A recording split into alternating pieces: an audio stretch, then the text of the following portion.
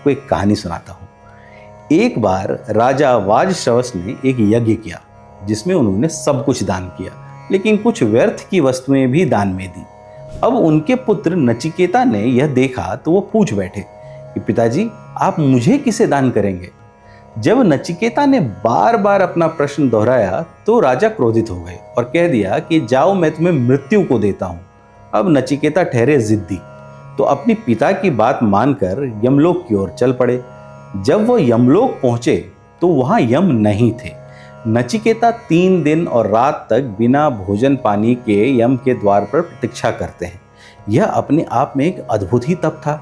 Physical control, patience, inner strongness and quest for truth, सब एक साथ। जैसे ही यमराज को पता चला कि एक बालक 3 दिन तक उनके द्वार पर भूखा बैठा रहा तो उनको बड़ी ग्लानि हुई और प्रायश्चित के रूप में उन्होंने नचिकेता को 3 वरदान मांगने को कहा।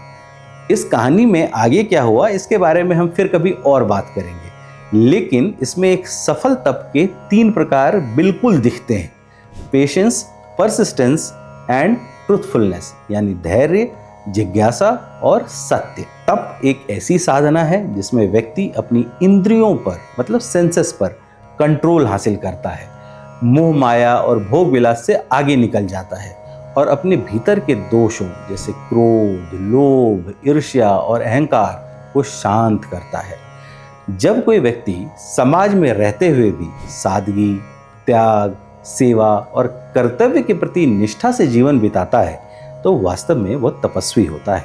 आपको एक श्लोक बताता हूं जो ऋषि संजय ने नारद जी को कहा था: तपसा ब्रह्म विजिज्ञासस्व तपो ब्रह्मेति। जब नारद जी ने ऋषि संजय के सामने बिल्कुल स्वीकार कर लिया कि वे बहुत कुछ जानते हैं, वेद, संगीत, गणित, आकाश, काल, तारे, लेकिन फिर भी अशांत है और आत्मा के परम सत्य से अपरिचित है, तो संजय कहते हैं कि तप ही वह साधन है जिसके द्वारा ब्रह्म को जाना जा सकता है और उस परम सत्य को जानने की जिज्ञासा होनी चाहिए। लेकिन यह केवल बुद्धि से नहीं बल्कि तप के माध्यम से संभव है। छांदोग्य उपनिषद का यह मंत्र बताता है कि विद्या और ज्ञान भी तब तक अधूरे हैं जब तक व्यक्ति के भीतर तप नहीं है। हमारे पास अक्सर समय की कमी होती है, लेकिन एक दिन भी पूर्ण समर्पण से जिया जाए तो वह जीवन का सबसे महत्वपूर्ण मोड़ बन सकता है। कर्ण ने महाभारत में एक ही दिन में अपने दान से अमरता प्राप्त की। एक दिन के त्याग ने उसे दानी कर्ण बना दिया, एक ऐसा नाम जो युगों तक लिया जाएगा।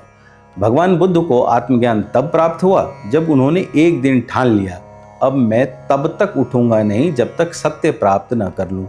वह एकाग्र संकल्प उनके जीवन का निर्णायक क्षण बना। सावित्री का एक दिन का व्रत और विश्वास इतना सशक्त था कि उन्होंने यमराज से अपने पति के प्राण वापस ले लिए। वाल्मीकि जो पहले डाकू थे, उन्होंने एक दिन नारद मुनि से प्रेरणा पाई और उसी दिन से उनका ध्यान आरंभ हुआ, जिससे वे रामायण के रचयिता बने। ऐसे अनेक उदाहरण हैं जो एक दिन के तप को भी वाकई महत्वपूर्ण बना देते हैं। भारतीय परंपरा में तप को जीवन की सबसे महान साधना माना गया है, लेकिन यह जरूरी नहीं है कि तप वर्षों का ही हो। यदि एक दिन भी पूर्ण समर्पण, शुद्ध संकल्प और गहरी साधना से कर लें तो वह जीवन को दिशा, ऊर्जा और प्रकाश देता है।